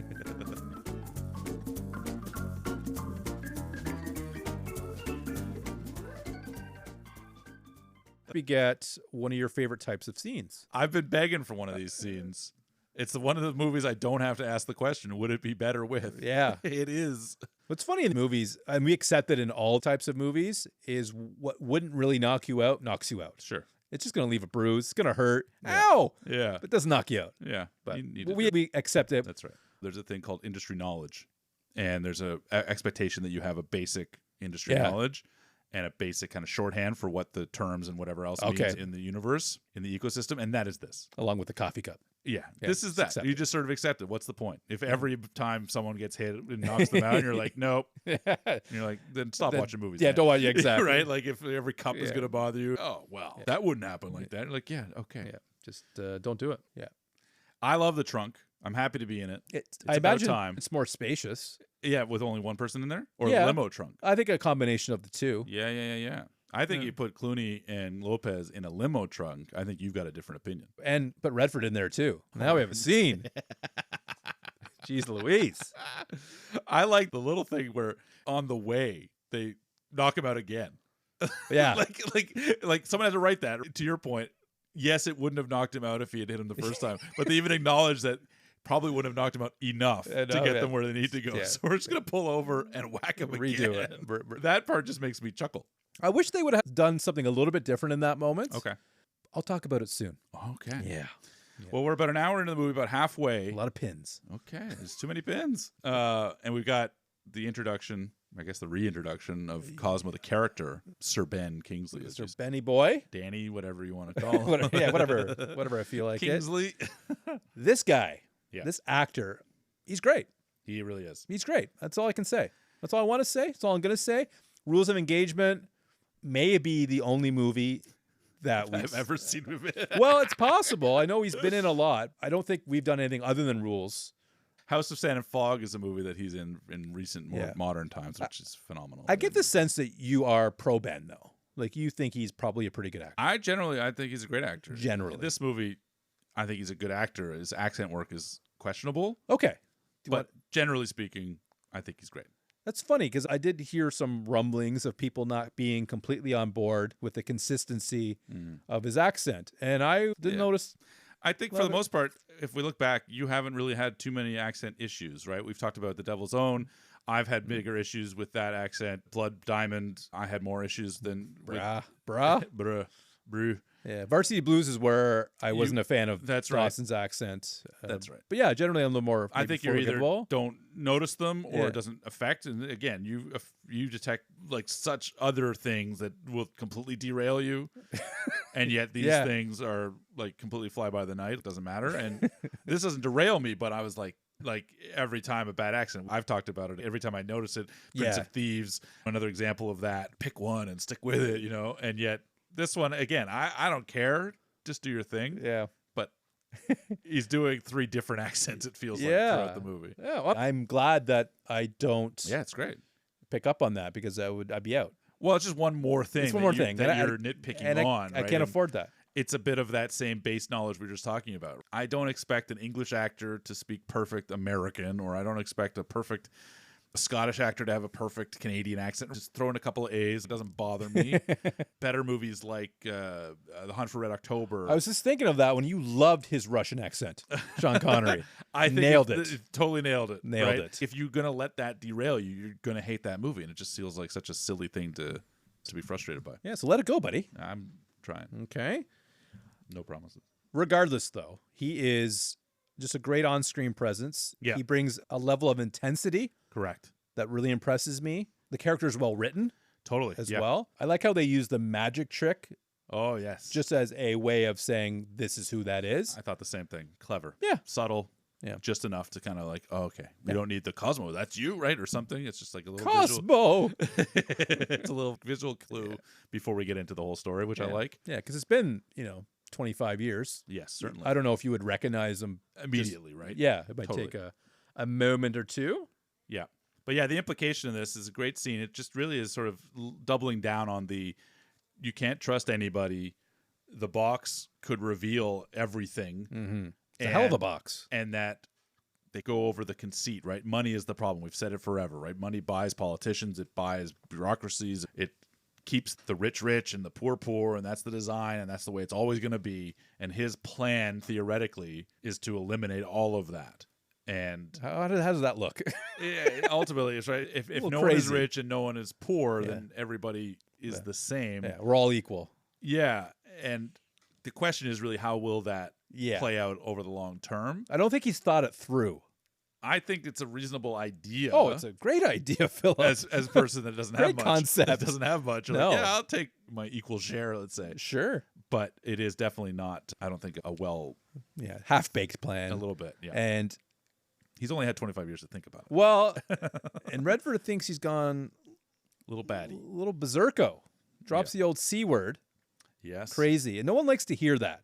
Nobody wants to. Because they don't think, think, well, I'm not crazy. Every other week, someone listens to this podcast and goes, this guy's crazy. Yeah. Yeah, they do think that of you. But that is a nice little quiet room they have. Yes. And he reveals that the mob stuff is just his J job. Yes, right. He does the books. Yeah. Yeah. I just don't think that whole explanation quite did all of it. Okay. For that character. Doesn't justify everything that's come before. And like his motivations and stuff. Sure. But he delivers it so well, Kingsley does. Yeah. This guy is just a bad guy and wants to create chaos, essentially. And initially, maybe his reasoning isn't terrible. Yeah. But ultimately has led to terrible things. It's in that murky zone because that sounds reasonable. Money has been it's a problem. The problem with so many things. It's not getting spent the right ways, doing the right things. Of course. It's been made to hurt people. Violence, wars, guns, right? All it's sorts all of stuff. money based. So like you're hearing that, and there's a version of people that would just go like, yeah, okay, I'm with you. Like that makes sense. That I support that. And then the other side of it, as you're saying, is what does it take to get there, and who do you have to hurt to get there, and working with the mobs and this and that. You're like, okay, so you're not really totally altruistic. but it is seemingly only an aid of, like, I'll take the mob's money, but I'm going to funnel it into this other larger project that's going to save the world. We do get the sense, though, that Cause doesn't really want to do harm to Bishop. Correct. Unless he has to. So he puts his name into a database. Yes, that's right. But then we find out on the news that Janik is connected to that killing, and so far Bishop's okay. Yeah, he's safe. He's safe for now, but the clubhouse isn't safe. Yeah, it's burned. Yeah, burned. That's the terminology, buddy. You nailed it. Yeah. So where do they go? This is so good. I like this too. This makes me chuckle. It's again only it's an place opportunity to for go. levity. Liz's apartment now becomes the new clubhouse. Yep. Gets her more involved too, right? That Totally. gets her into the movie a little bit more. She will play a bigger role now, actually, till the end. Correct. Really, from this point moving forward. And this I find another really, really fun scene. They're going to do it their way, they say. Their way. So Whistler sets up 7 or 8 different satellite hookups stuff. I love this stuff in a movie. Whether it's tracing, that ticking USB transfer stick, the suspense of that is yum. I eat it up, absolutely. Yeah. And Whistler's so confident too, right? He's like, this will be the hardest It'll be trace. fine. Don't worry about it. And within 30 seconds, they've broken through 4 of them or 5 of them, right? And and he changes his tune pretty quick. It's like, uh-oh, you better hang up. You got 8 seconds, 5 seconds. that's right. Did you recognize the voice? Not the first time. Okay. Once you know, Yeah. as they say. But I don't think they make I don't think it's so prominent that. Well, I didn't. So Exactly, I'm a right. first-time viewer. Yeah, so it works. I love it. And I love Mother coming up with some form of a lie detector test while they're on the phone. So it's like, that's the truth. It's him. Oh, no, he's lying. He's lying. Gang. All of that. It's like catnip for me. Which leads us to arguably your second favorite scene. It's a great scene. It's a really good scene. I like it. Okay. Tell me more. And I dislike it. Okay. Here we go. Right up the middle. Because of some really good elements, good writing, good acting, it covers up the plausibility issues I have with it. Okay. They need to find out where he was. Could have been next door. Could have been a mile away. Could have been a skyscraper. Could Don't have been know. a garage. Yep. We don't know. Luckily, Whistler has really good ears. That I buy. Yep. Because, well, Heightened senses. heightened senses. But has a pretty good nose, too. Totally. It smells bullshit. So they try to recall what he heard in the trunk. Yes. This is a good moment for Whistler. Every little sound can mean something. Totally. So they're trying to narrow it down. Sort of like in The Fugitive, where the one-armed man could be 180 people. Yep. Then they narrow it down to 90 to 50. Okay, it's 3 possible people. Also the L train. Exactly. Right? Is that the L in the back? Well, there's only 3 stops that have an L train, right? Boom. Deduction. Let's call it deduction. Yeah. My question is, why does he have that recording of highway bumps? He just has it readily available. Oh, okay. I don't know that it's highway bumps specifically. I think he's manipulating sounds, but I don't. He's that good? Yeah, because you watch him, he's tweedling all the things. So it's like slower, faster, more spread out, right? So he's just combining different sounds. Sounded like a Foley to me. Sure. Like he had that.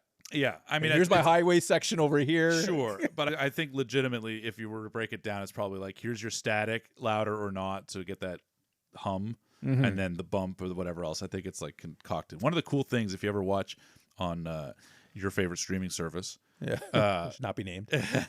if you watch things like classic albums, one of the things that I love is they have the soundboard in front of them, and they'll pull out different instrumentations, or they'll highlight the vocal and they'll take away all the instrumentation, or they'll raise the piano and they'll lower everything else. So you're just identifying these different sounds, and it's kind of like what Whistler was doing there. It's manipulating the sounds to get something that's similar. Listen, we saw it in Sixth Sense.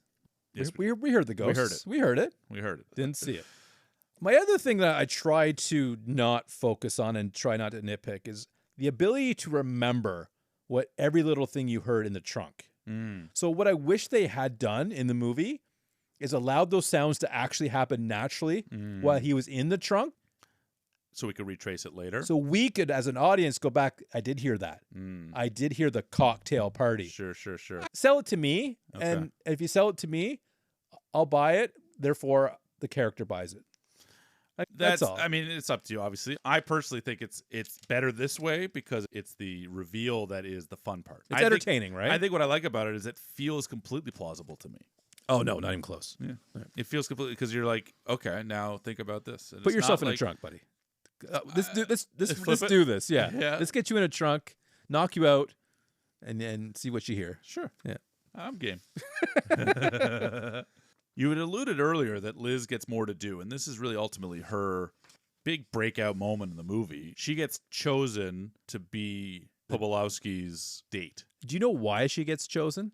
I think... Because he's looking for anal. There it is. That's not me saying it. That's her saying it. Yeah. Yeah. I'm just saying that could have been said differently. Sure. Is this he's a looking pin? for... This is 3 for 3. Yeah. Okay. She could have said he's looking for an anal person, someone who is anal, but she just says he is looking for anal. Gotcha. So this combined with dancing with everybody and Carl wanting her number and sleeping with everybody you think there's an undercurrent happening. There's an undercurrent. Yeah, all right. I don't know if it's from the writer who's putting the undercurrent in there. Sure. But I'm sure it's conscious or otherwise. It's not me. It's not me. You're not grasping, not reaching here. But I do like whoever decided to put the Leroy Brown song in. It's a catchy tune. Yeah. You're going to go to some Chinese food, some dim sum? Yeah. Well, you dim sum, lose some. Yeah. Don't say that again. That actor, boy, he's been around. Pobolowski. Yeah. Phil? Groundhog Day. Yeah. That's it. Yeah, That's yeah. right. Head the head? That's right. I saw him 18 times in that movie. Same right. scene. Over and over. Got the shingles real bad? Yeah. And he's great. But she needs him to say certain words. Yes. She's got a list. She's taking us on the journey. Yeah, this is a scene that I really like, but I don't have anything to say about it. Yeah, there's not much to say. It's one of those things he has to say the stuff, not us. Yeah, exactly. It just runs exactly how it's supposed to be. There's nothing special about it. There's nothing wrong about it. There's nothing great about it. It's just, here it is, the linchpin of the moment. I like the word passport and this and that. I kind of like it too. Sure, when she says it. Well, come on. Of course. I only had one question for you. Have you ever overcooked carrots? I don't eat cooked carrots. Okay, that explains your eyesight. I eat a lot of regular carrots, but I will not eat a cooked carrot. Okay. Are you afraid to overcook it? Is that I don't like them soft and mushy. Well, you would not be eating this then. No, I would leave. She said she was okay with it, but I don't know. I think you overcooked the chicken. I think it was a bad dinner. But yeah, unfortunately, that stupid little doggy thing. Yeah, blows it. Yeah, blows it. It's annoying, but has to happen. It has to happen. It has to happen, Phil. Yep. I think they smartly kind of intercut away from that to the break-in, the sort of big moment they've set up. Laying all that out. The temperature has to be a certain thing. That's it. This whole scene's very similar to Mission Impossible 1. Okay. Now, it came later, as we discovered, established, 1996.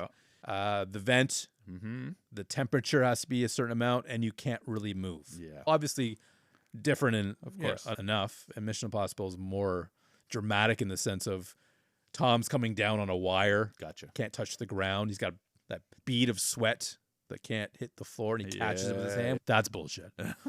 That's bullshit. The only thing I will nitpick here, again, I'm bitten my tongue, my friend. Okay. No, I haven't, because that really hurts. Is the fact that the black box is just going to be laying out on the desk. Yeah. I think it goes in a safe. Sure. Like, this is the code breaker. Yeah. And you just leave it in a office on that's. I think it's also lit for, here it is. Yeah. I don't want to be that guy, but no, come on. Who cares? But it is something that I care. I just mean, like, if you're watching it for the third, fourth, fifth time, a little convenient. But in the moment, I found myself completely engaged. I'm good. I'm happy to hear it, that you're engaged. Congratulations. But the other things that we're laying down, the groundwork, is we have Jake, Carl. Yes. He's the gardener. Yeah. Sure. I'm with it. Why not? I do like the fact that Aykroyd covers for him. Genius. That's a nice little touch. Totally. And he's the temperature guy. Yep. That needs to be made clear. Absolutely. Put it on his resume. And the rest of them are just like in the truck. Yeah, they're monitoring. Yeah, they're monitors. They've got the cameras all set up in the building. They've got a spread, a microphone, an earpiece, an earwig, as it were. They're ready for success here. Yeah, there was a moment where Whistler, like much earlier, says there's a lot of ultrasonic happening in that room. Yep. That's got to be the room. Yeah. I like that. It's great. Just the way he said ultrasonic. He's great. He is great. He's probably got a professional pop protector. Absolutely. But like the whole purse thing happened. Yeah. How do you feel about that? It's kind of contrivance, but it needs to happen. Yeah. And it makes sense within the context. Oh, I created the voice pattern for this dog. Yeah. You go down the hall, move forward. I think it's perfectly fine. And the fact that he realizes she used a different name, Yeah. she could have just used her actual name, would have been the better Totally. in hindsight. But then he puts the whole passport thing together. Like, oh. Yep. Drags her to the office. as you would. Which I love because it adds more tension because now they're saying, Marty, you got to go. You got to hide. Yeah. And move faster. And he's like, I can't go faster. Yeah. It's literally the one thing I can't do, which I love. That's very clever. Crease. So you have this thing of like the walls are closing in. Yeah. And then, of course, Kingsley opens the door and nothing, problem solved. Nothing's wrong. Yeah. What's-his-face's office looks Perfectly untouched. fine. Yeah. So go, you can leave. Yeah, they're going to call her an Uber. Yep. A taxi, of course. Of course. Everything is fine, except she says, this is the last computer date that I'm going on. And that, for whatever reason, because it really triggers cause. Yeah. Wait, a computer matched those two? Mm-hmm. Come on, buddy. I know you're leniency. I love the movie, but that...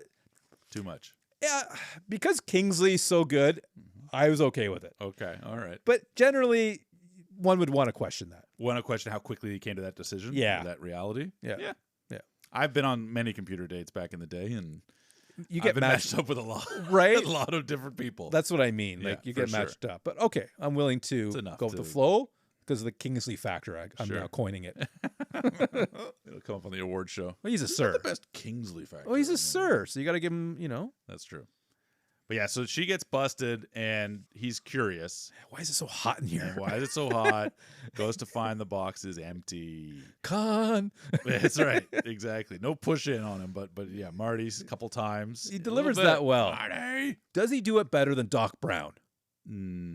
That's a good question. It's a different tone. Totally. Tough to compare. It is tough to compare. But it's worth thinking when we do Back End to of the year Future next year. We'll keep an eye. Yeah, he's just looking.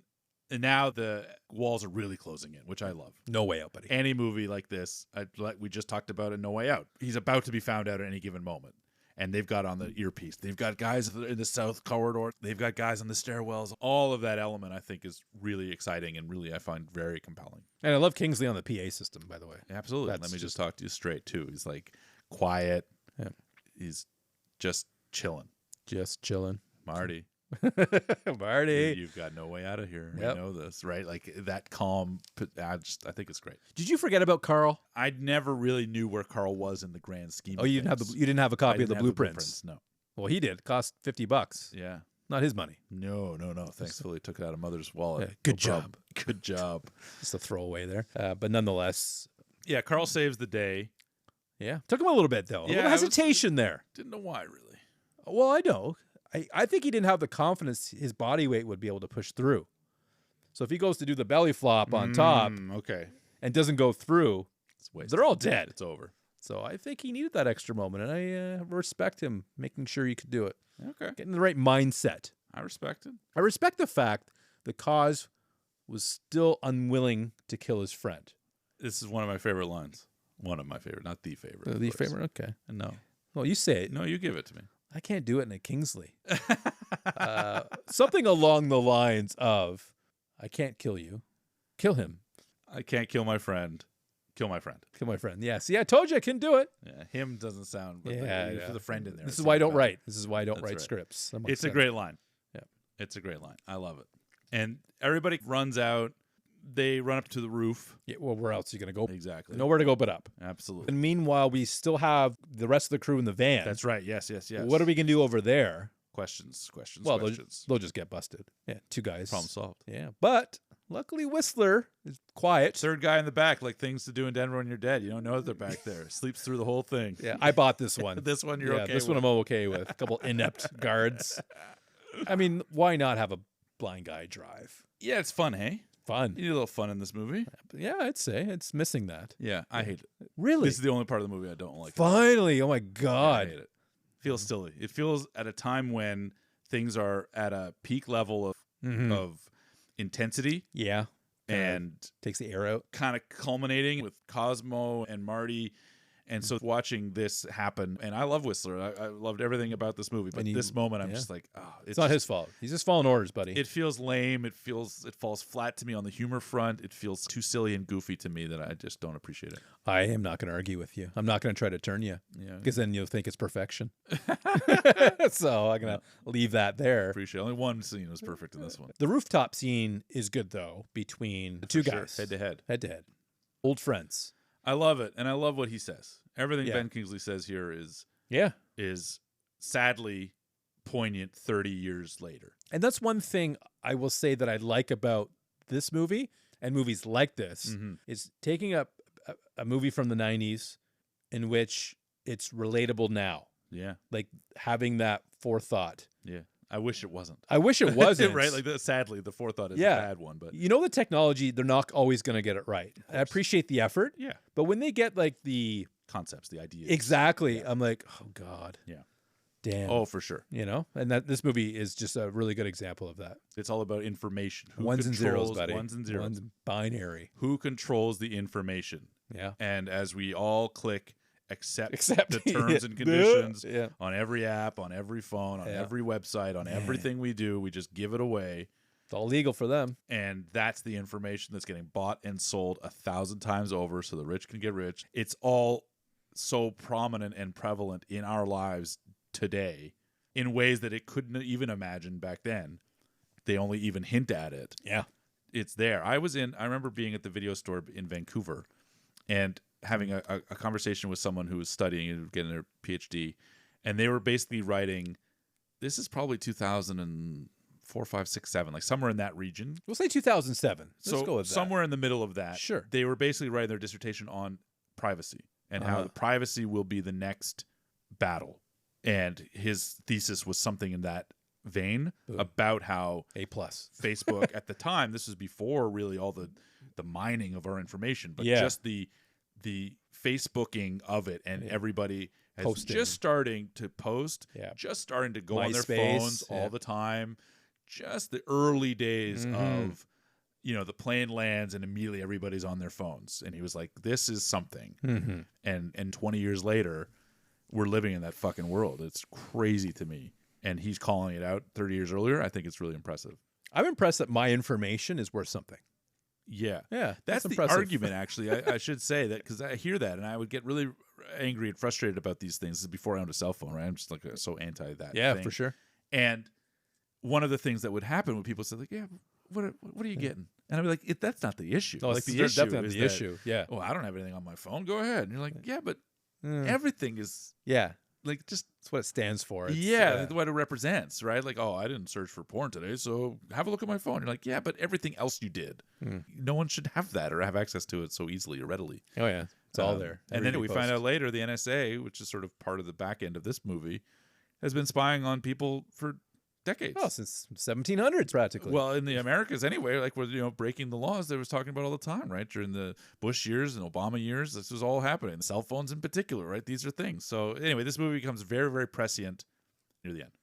Yeah, exactly. And I like how it's able to be light at some moments and be incredibly serious at others, and especially at the right time. Totally. Like this is you're culminating here. Yeah. Yeah, you gotta.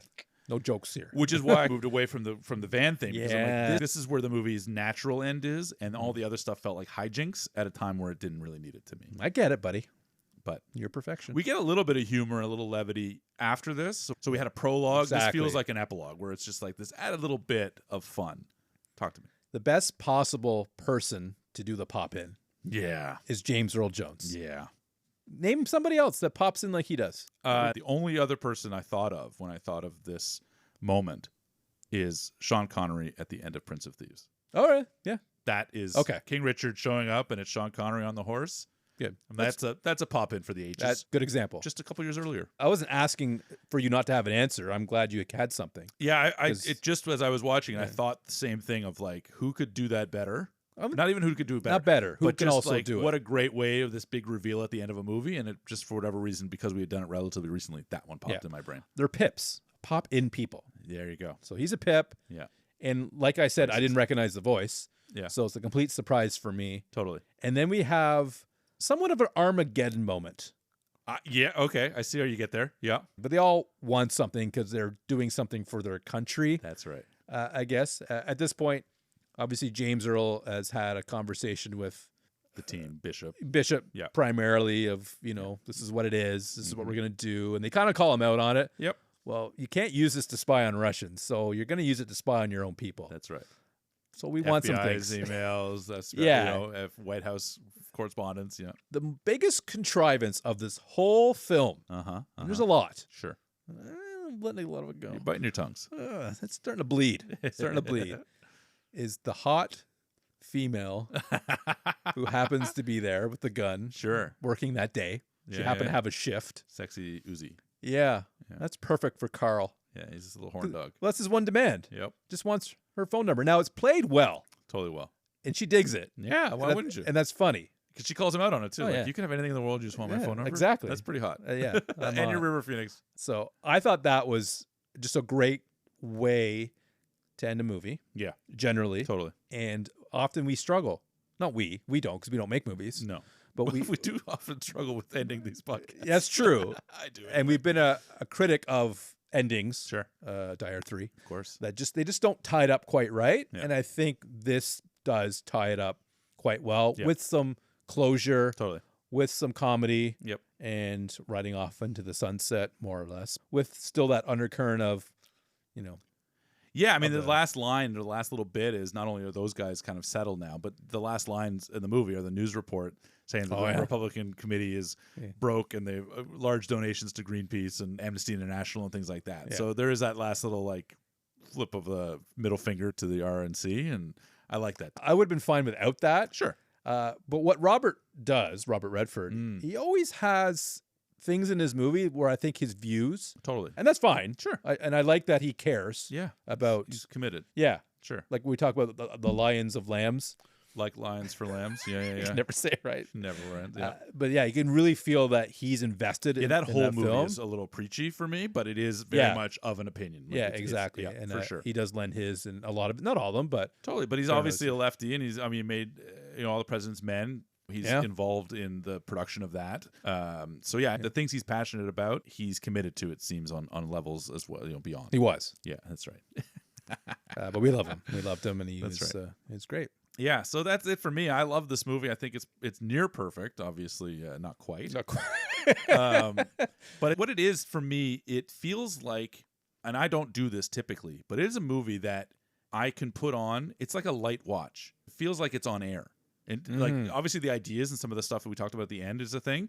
But in terms of just a movie that floats through my life, there is nothing particularly great about the movie. Mm-hmm. It's really good. And I find everything about it really good. So it's one of those, I can just put it on and just follow it wherever it goes. You know why I think that is?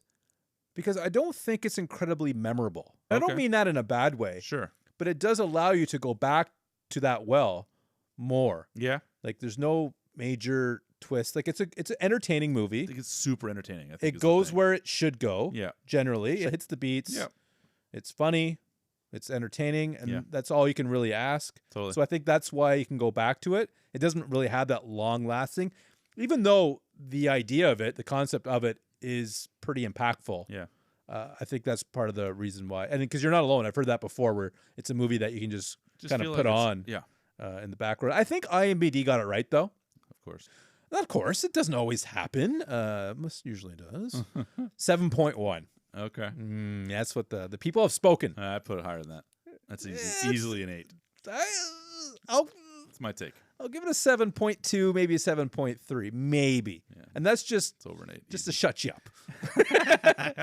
But it was a decent film. Again, for a movie that was 2 hours, it was paced pretty well. Yeah, it's a movie that feels light as a breeze to me. I can just watch it all the time. So I'm happy to see it. I'm happy to take it off the shelf. I'm happy we got a chance to watch it. I'm happy you enjoyed it enough. And I'm happy you joined us, listeners, here this weck. We do appreciate it as always. Please like us on our Facebook page. Follow the podcast so you never miss an episode. Subscribe, of course, and share it with the NSA, CIA, CIA. Well, I mean, FBI, if you're all listening. After No Way Out, we must have said Langley a couple of 6 times, so they're listening. Yeah, share it. You might not even have to share it. They might even be doing it for you, but please share it. Doing all the heavy lifting. Please share it.